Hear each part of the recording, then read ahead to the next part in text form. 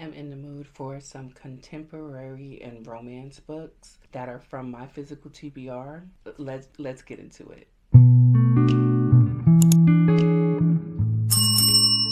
I have not been reading, well, I have been reading a lot of books from my TBR, and I'm happy about that. But there's some books that's been staring me in the face for a while that I'm like, let me get to those. And here's the books that we're going to be reading for this video. So you have Not So Pure and Simple, which I got a while ago, and I've read The Getaway by Lamar Giles, and it was awesome. So this one I have a feeling is going to be a 5-star. Next, we have How to Marry Keanu Reeves in 90 Days by K.M. Jackson.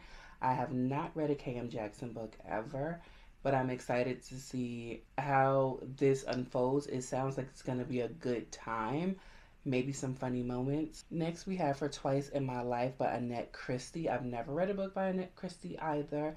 However, I think there's two men on this cover, so either she's going to go backward or forward. That's what that's telling me. I love mess in the book. It looks like it's gonna be messy. Then we have Sun Keep Rising by Kristen R. Lee.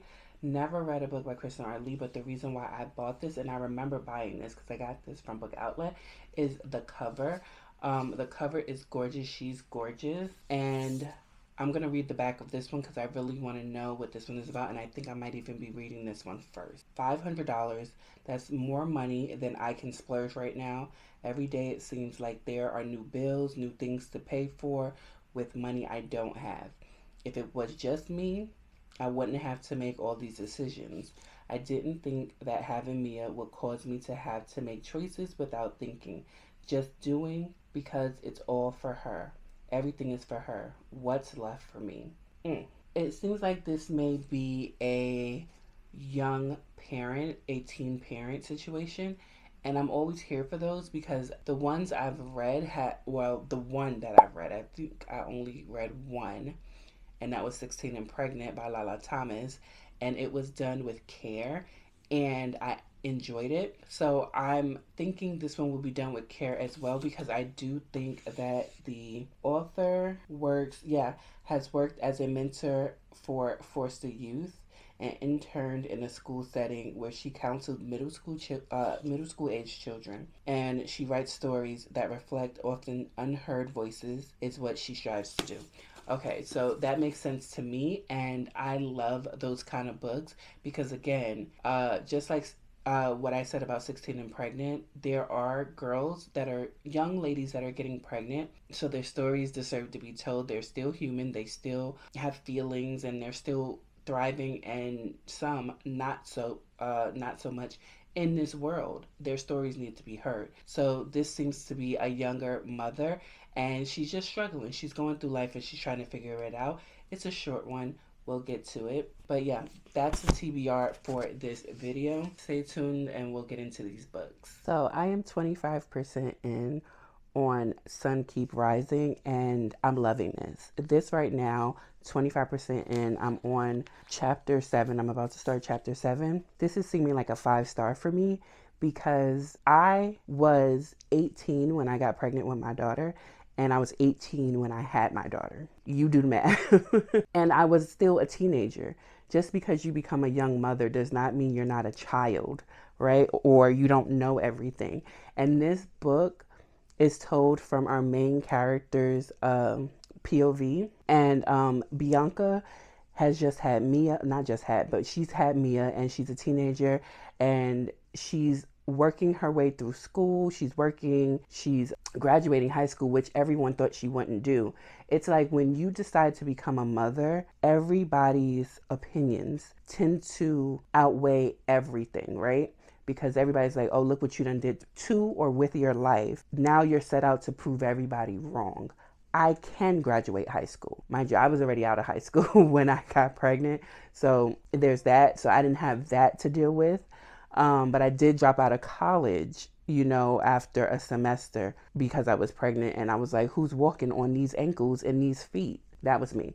But Mia got pregnant when she was in her senior year of high school, I believe, and made it through her senior year of high school. And it seemed like everything at that point became harder for her because everyone wanted to make things harder for her. Kind of in their way trying to show her what life was going to be like when she was out of high school and nobody was there for her. But no one is there for me now. I was on my way to passing, and now because you want to show me that no one out in the other parts of the world are going to give me grace, you also don't want to give me grace. That sounds ridiculous to me. But in this book, in Bianca's life, that's what she's going through. She has to work to help pay the bills at her home and take care of her daughter. She has to take care of her daughter, and then you have people who interject with opinions like, oh, if you hold her too much, she ain't gonna be no good to be with nobody else. I used to hear that all the time. I have only one child and my child is no longer a child. So my child is now an adult. So, and I heard that when I came home and all I wanted to do was hold my baby and take care of my baby the way I wanted to take care of my baby. Okay. Everyone kept saying, oh, you going to spoil that child. You know, she's going to not want to sit with anybody or be with anybody. She's not going to want to go to daycare when you got to go to work. She's not going to want to do this because you're spoiling that baby. And it never worked out that way.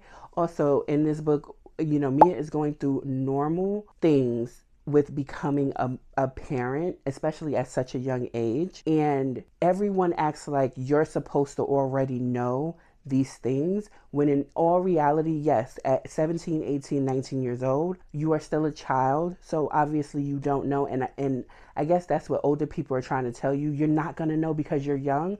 But in all reality, let's keep it 100% real. Even when they got pregnant in their 20s or 30s, they didn't know shit either. So how is it that at 17, 18, 19, I don't know shit, but in your 20s and 30s, you still don't know shit? It's because nobody knows shit. And it's because nobody was taught or shown what pregnancy is really like, what being a mother in your teens, 20s, or 30s is like. No one talks about the postpartum depression. Nobody talks about how it's going to be a little bit harder for you to get a job.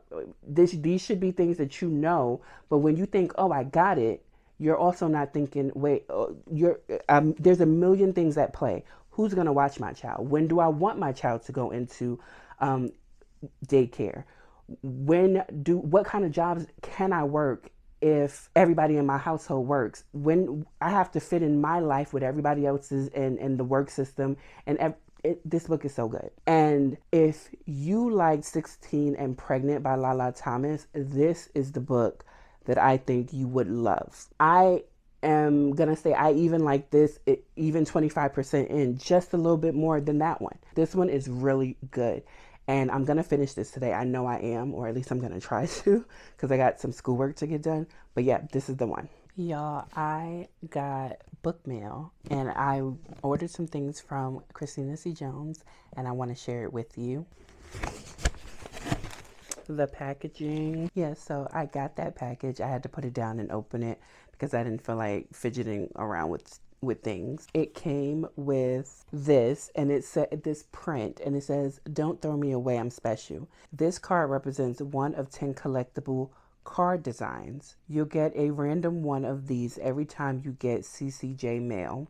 Collect all 10, snap a pic, and you'll get an exclusive CCJ mail surprise package. That's so freaking cool. If you collect 5 out of 10, you'll get a code for 50% off your next purchase, no matter the size, at the CCJ Romance Store. This is freaking cool. I love that she did this. She's like one of a kind, I swear. But Christina C. Jones, I own a couple of her books, and I read them and I enjoyed them. And she randomly popped up on my For You page recently and said, hey, there's a sale, and I don't do those often, so come get these books. And I say, yes, ma'am. Yes, ma'am. And the what series is this called? The If You Can series, right? Books 1 through 3. She redid the covers, but look at the spines. Look at the spines. If authors are not doing their spines uniformly, right? That's the word. Matching spines. I don't want it. Like, why are the numbers usually like this? Why are the books never the same size? Why the page colors never match. Like, what in the world? But let me show you these. So, Catch Me If You Can, book 1. And she signed all of these as well. So, book 1, Catch Me If You Can, Release Me If You Can, and Save Me If You Can. I am going to have so much fun with these. But then also Private Agenda, which was an exclusive book. You can only get from her. You can't like buy it on Amazon or something like that. So yeah, Private Agenda. I can't wait to read this one because everyone was saying it was so good. Also, An Artisan Piece of Chocolate, and bar of chocolate rather. And I cannot wait to eat this because I've been like craving chocolate lately. That's why when I saw it on her website, I said, yeah, let me get one of those as well. Indulge for a moment with classic Belgian milk chocolate, elegant in its simplicity and a treat for the taste buds. I'm going to enjoy this possibly tonight. But also, I haven't had the best of luck when it comes to ordering from indie authors' websites or ordering from them directly, period. So I'm really iffy on that when it comes to certain authors.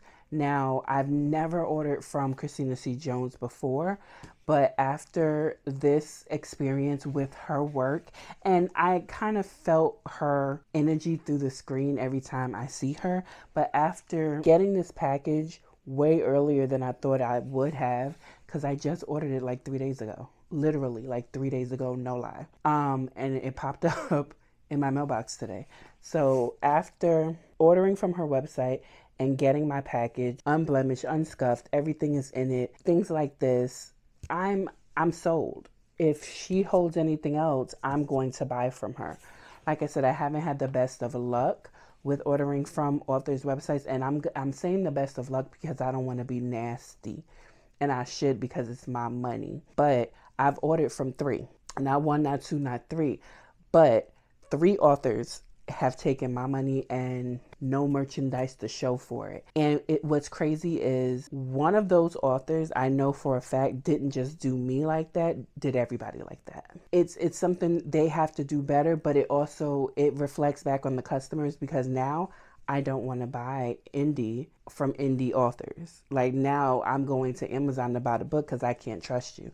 But there are a certain list of authors that I do trust with my money, my time, and my energy. And if y'all want me to like create a list for you, let me know. But CCJ, Christina C. Jones, just made that list. Okay, y'all. So I have finished Sun Keep Rising by Kristen R. Lee. Let's talk about this book. What I told you before, let's expound. Okay, so in this book we have Bianca, who is 17 in her senior year of high school, and she has about a 6-month-old named baby Mia. Now, her baby father is about 2 years older than her, so he's about 19, and he's the booster king of their little area. And he's not helping her with anything except for to ask her when she's going to join the booster team, the booster club. Literal boosters, not high school boosters, literal boosters.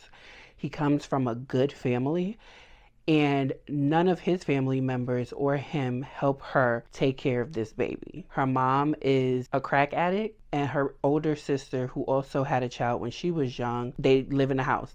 The mom, who is addicted to drugs, does not live in the house, but the sister, her younger daughter, and Bianca, who is our protagonist, and her 6-month-old live in a house together, and they're trying to make ends meet. And they recently run into even more financial problems because the landlord says, y'all are behind. I want my money. I want my rent. They're barely making ends meet. I am going to give this book 4.5. It wasn't quite a 5-star read for me just because at the end it started to get a little precarious.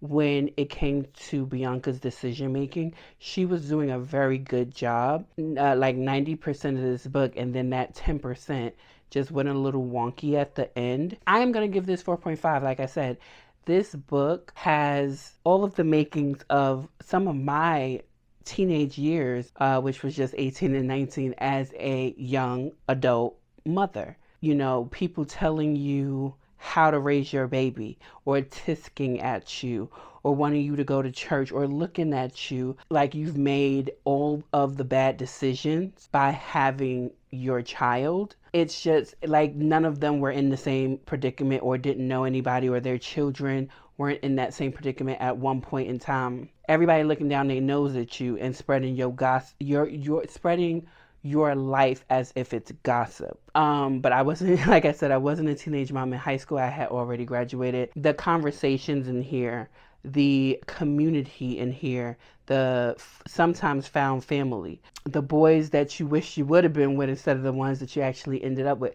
This book was so good. But like I said, towards the end, it started to get a little bit off the rails, just a little bit. And I was just like, ugh. And this book gives you no definitive answers at the end except for one. And that's all I needed. And I'm going to tell you why it didn't need to give me answers in this particular book. We don't meet this girl when she's pregnant and going through it. We don't meet this girl when she's fresh out the hospital with this baby. We don't meet this girl when she finds out that her mom is on drugs. We meet this girl just at this time in her life going through these particular issues right here.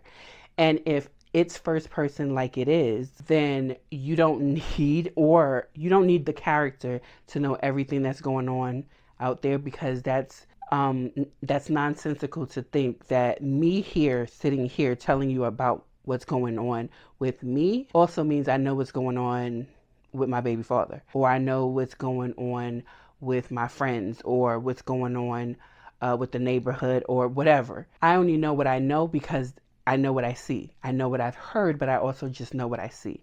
So this is a short book for that. And I am going to pick up Kristen Arley's other book, which is Required Reading for the Disenfranchised Freshman. Now, mind you, I've seen that book before, and I thought it was a literal like how-to for college students. I didn't know it was a novel. Now I do, and I'm going to pick it up. But y'all, let's move on into the next book, because it's not so nice. It's not so nice. So the next book is For Twice in My Life by Annette Christie. And I got 25% into this book. Let me tell you what this is about. Our FMC, who is Layla, is supposed to be the wild child of her family. She falls in love with men who barely take showers. She will run away with these people on the whim. I love him that much. So that's how her family sees her. And she finally, according to her family, lands a good man, Ian. She finally gets with Ian, and everything is supposed to be going right in her life, right? Until one day Ian breaks up with her. Now, she doesn't really know the underlinings of why Ian broke up with her, but he basically tells her, I work too much to be with you. I never get to see you. You don't deserve that. I'm going to leave you alone. Sounds about right to me. Isn't that how grown-ups are supposed to? Now, should he have talked to her beforehand? Yes. To me, he made a jump decision.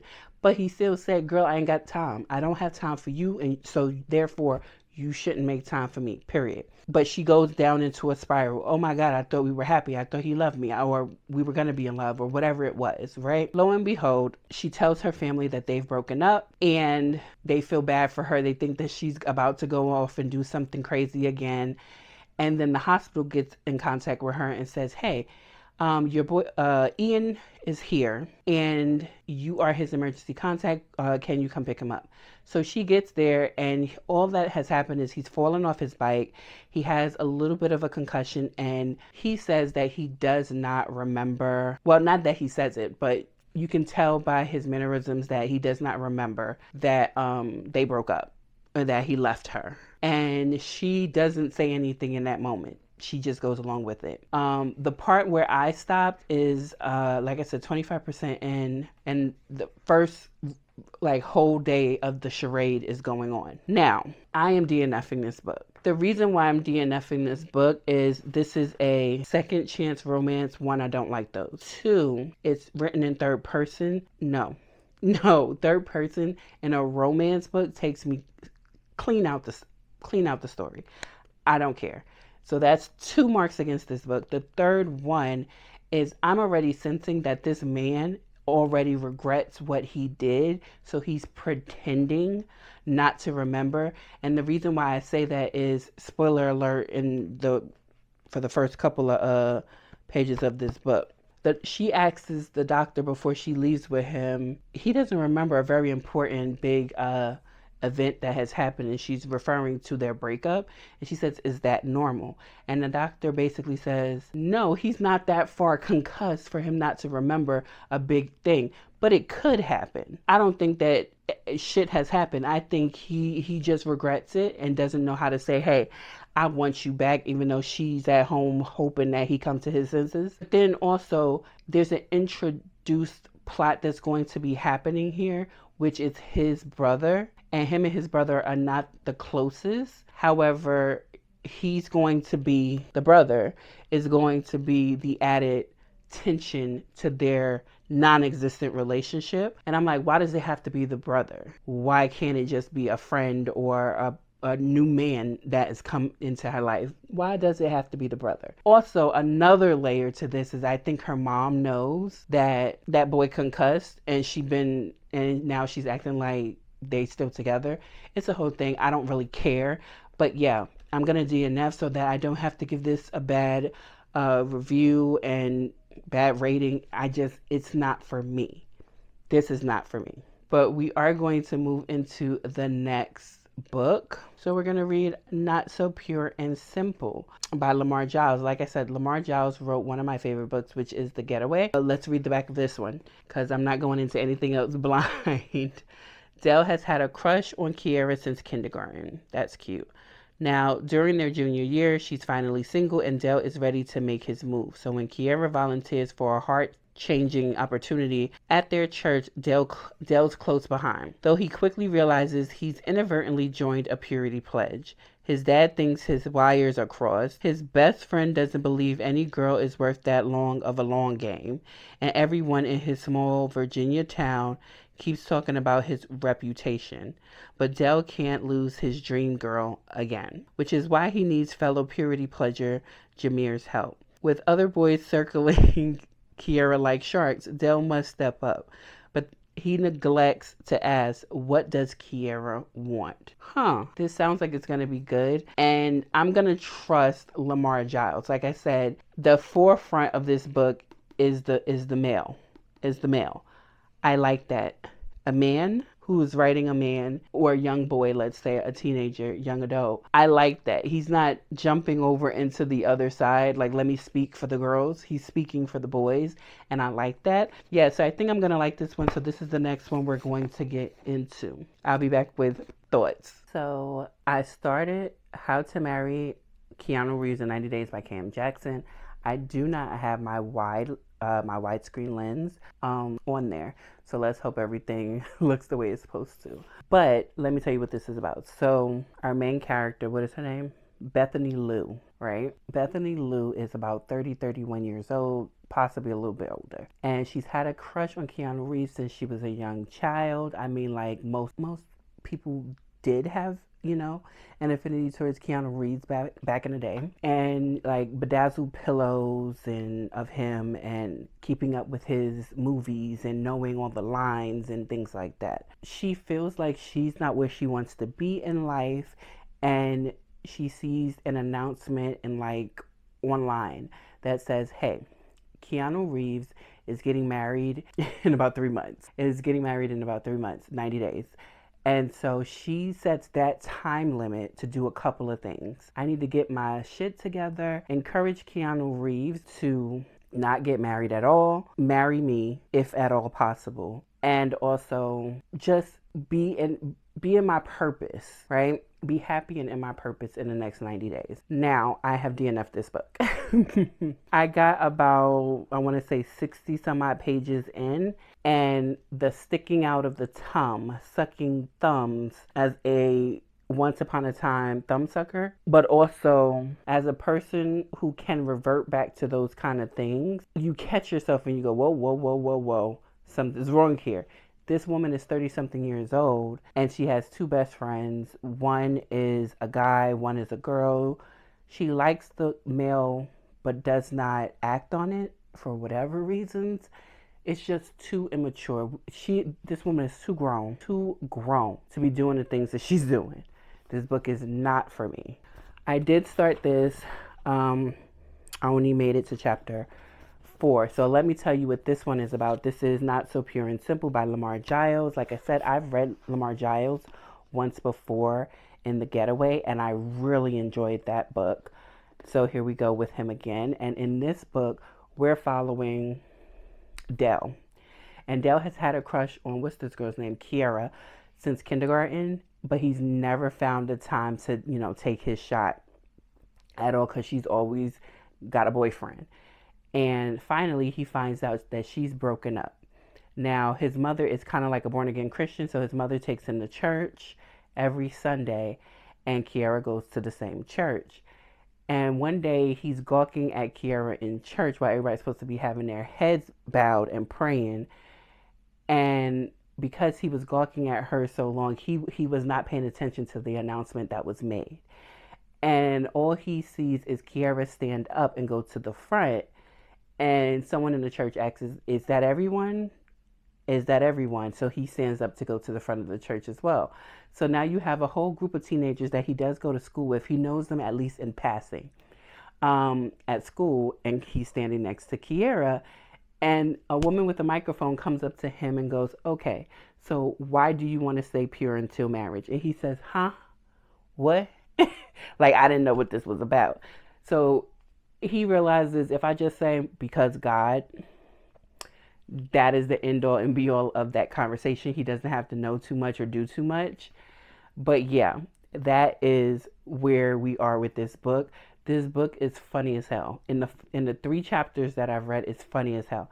I like Lamar Giles' writing. His portrayal of his black male characters, spot on. And the starting of the conversation between sexual health and sexual knowledge and education in schools versus at home versus the church, spot on. I am enjoying the beginnings of this conversation because this boy is just a teenager thriving on hormones for this girl, and he realizes, wait a minute, the church is telling us to be pure until marriage. There's a lot of nuance that's being missed and not taught. And then you have the school that is saying, hey, if you want your child to learn sexual education, you have to sign this form. But the books that they get for sexual education are covered. It's a lot. It's a lot going on. So I am enjoying this book. I will continue reading this one, and I think I'm going to enjoy it. It is a thick one, but it's very easily read. I stopped reading it on account of I just wanted to make sure KM Jackson's book was or was not for me. And since it turns out that it isn't, hopefully we end this video with a bang with this one. But even if it's not a 5-star, I know I'm going to like it. So I think this can't get no lower than a 3 from me. I'm calling it now. So I finished both these books. Let's talk about this one. So I'm just going to say I gave this 5 out of 5 stars. And this book is really, really good. And it discusses the way the commentary is very, very pronounced. It discusses the way adults tend to make decisions on what the youth should be learning about their own sexual health and their bodies, and how men sometimes think that they are protective spaces for women and then turn out not to be. This was really, really good. I do recommend this for YA audiences. This was really good. We have wrapped up this video. We read these 4 and we came out with 2 wins. So Sun Keep Rising was a win for me. I enjoyed this. The last little piece of this book was very chaotic and very, like, it came out of nowhere. However, the rest of the book was right on par for what it had turned out, what it was supposed to turn out to be. And I enjoyed it. More stories like this need to be told. Young girls are getting pregnant and having to raise children on their own. Young girls are being parentified at early ages. Young girls are being left at home without parental figures. More stories like this need to be told, and I am glad that I get get to be the person that reads them.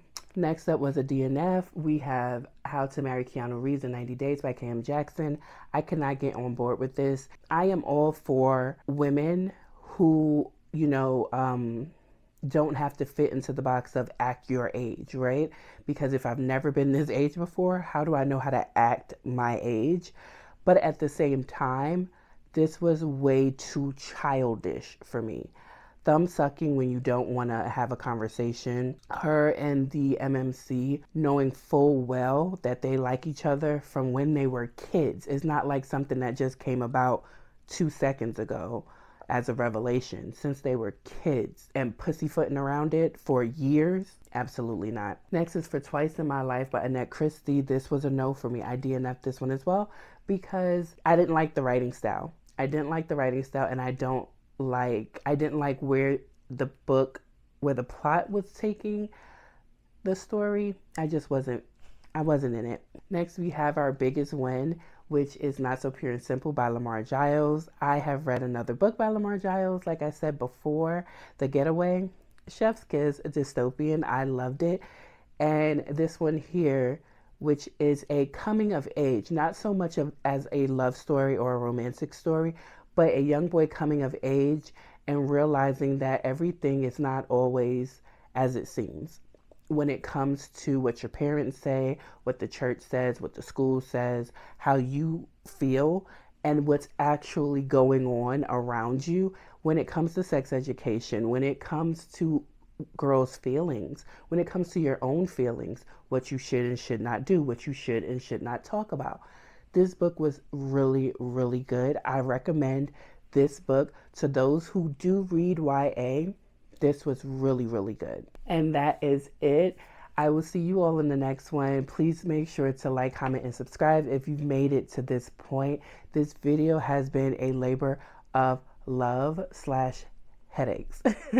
But I will definitely see you all in the next one. Have a great, great rest of your reading day, week, month, and year. Bye.